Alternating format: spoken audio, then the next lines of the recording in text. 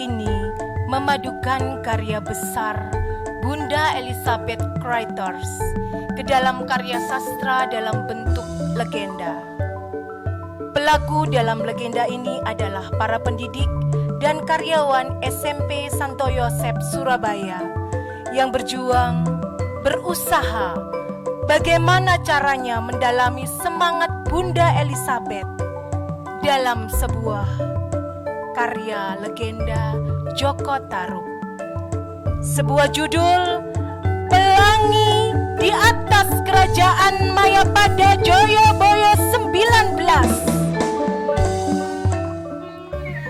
Alkisah di sebuah kayangan terdapat kerajaan yang dipimpin seorang raja yang bernama Prabu Gajah Batok dan istrinya bernama Ratu Tapas yang berparas sangat cantik. Mereka mempunyai 10 anak bidadari yang bernama Nawang Titik,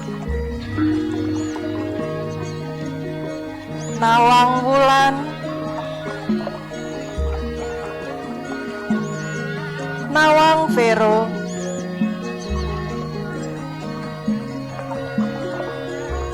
Nawang Ani,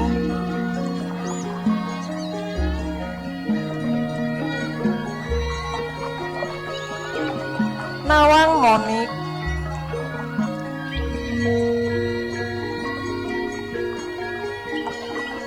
Nawang Sus,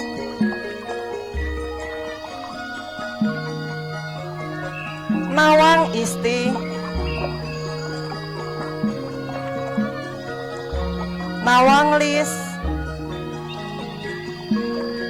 dan Nawang Dari.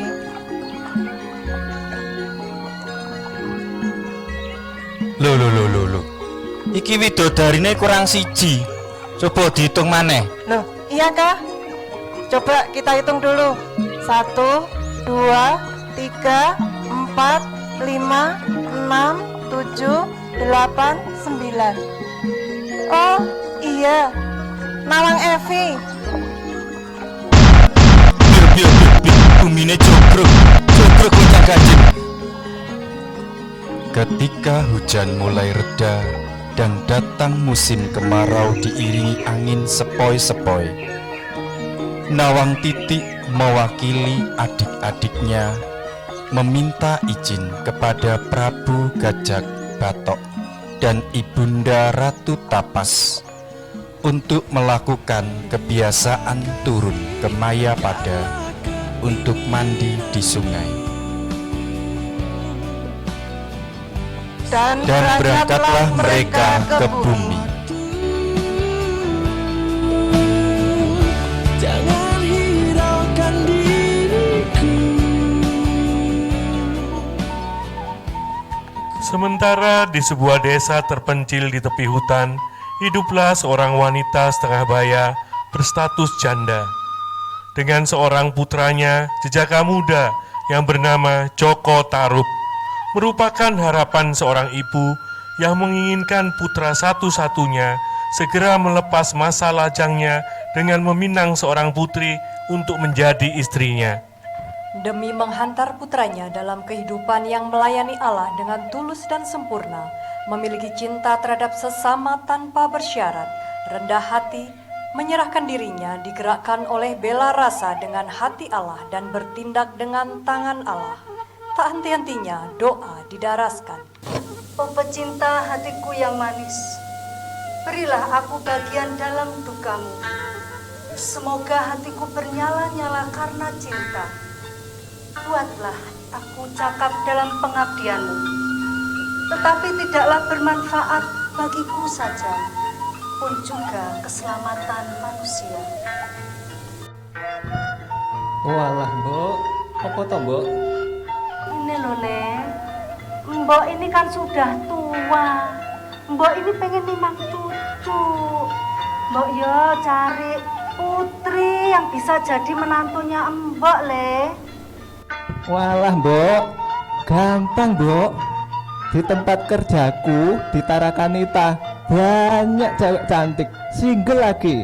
Wes mbok, nanti tak carikan satu yang paling cantik.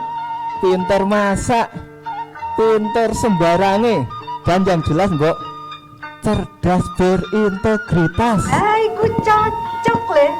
Cerdas berintegritas, jujur, tanggung jawab, disiplin, punya daya juang. Wes pokoknya CC 5+ le. Wah, sip ya, cocok karo Inten mbok iki mbok.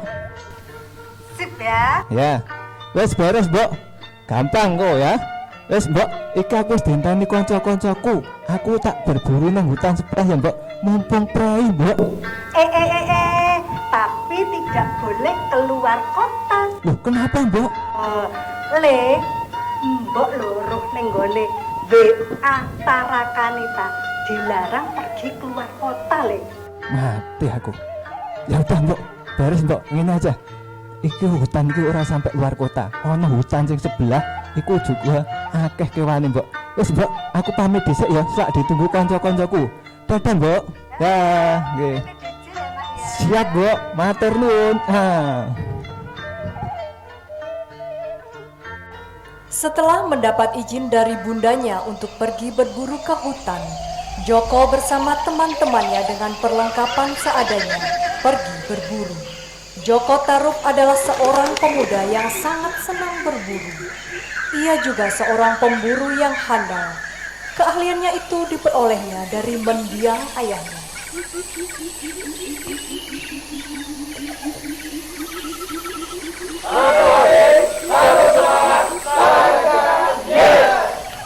Di tengah kegembiraannya dalam perjalanan menuju hutan, mereka kaget mendengar suara hiruk-pikuk berasal dari sungai tepi hutan. Dan ternyata mereka melihat banyak bidadari sedang mandi dan bermain di sungai itu. Timbullah ide nakal para jejaka itu untuk melihat dari jauh putri kayangan yang sedang mandi dan bermain. Tanpa sepengetahuan teman-temannya, Joko Tarub mengambil salah satu sayap bidadari dan disembunyikan di balik pinggangnya.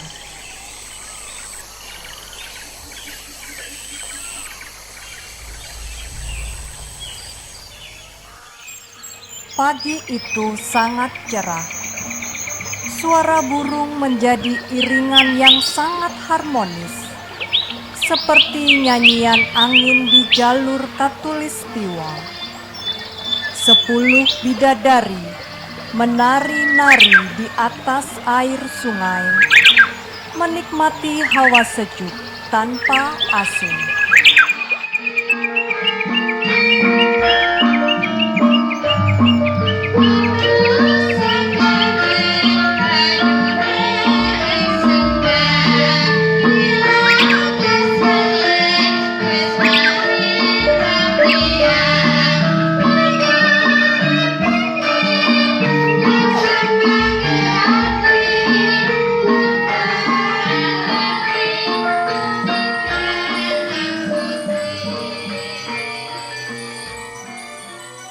Tanpa disadari, bahaya mengintai mereka. Salah satu sayap dari 10 bidadari itu hilang. Menangislah Nawang Wulan yang tidak bisa kembali ke kahyangan karena sayapnya tidak ditemukan.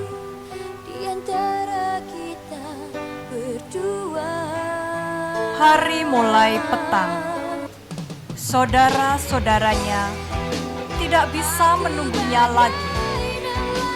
Dengan sangat terpaksa, saudara-saudaranya kembali ke kahyangan sesuai janjinya kepada ayahanda Prabu Gajah Batok bahwa sebelum petang harus sudah tiba di kahyangan kembali. PPKM juga ya di kahyangan.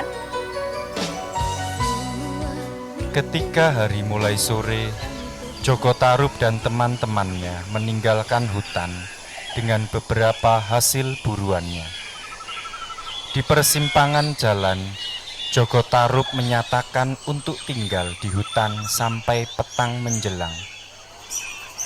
Namun teman-temannya tetap melanjutkan perjalanan pulang karena hari sudah beranjak sore. Saat Joko merenungkan permintaan ibunya tadi pagi, terdengar suara seorang wanita menangis terseduh. Joko mencari sumber suara itu, dan ternyata seorang putri cantik sedang meratap sedih. Joko bertanya, apa gerangan yang membuat gadis itu menangis? Sang putri menceritakan kesedihannya karena kehilangan sayap, sehingga dia tidak bisa kembali ke kayangan.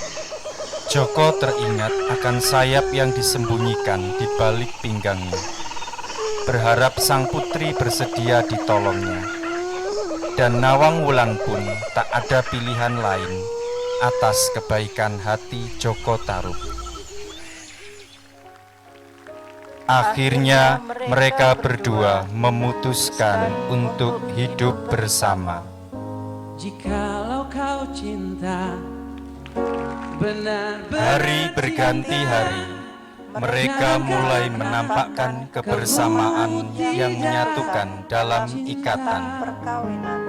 Dan lengkaplah kebahagiaan bundanya dengan hadirnya sang menantu yang telah lama diharapkan. atau rasa Mereka hidup bahagia dalam sebuah keluarga.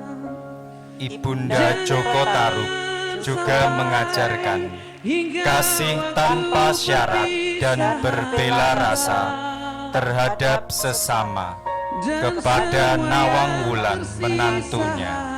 hanyalah air mata, hanya air mata. Mungkin Demikian upaya dan usaha kami untuk belajar menjiwai semangat Bunda Elizabeth dengan daya juang yang diwariskan. Terima kasih atas kebersamaan, kerjasama, dan perjuangan teman-teman dalam mewujudkan cinta dan semangat Bunda Elizabeth Criters dalam karya sastra ini.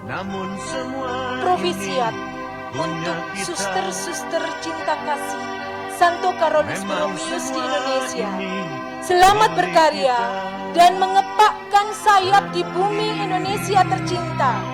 Semoga karya-karya yang telah diwujudkan menjadi persembahan untuk Tuhan tanpa syarat. Satu hati, satu semangat, Tara Kanita.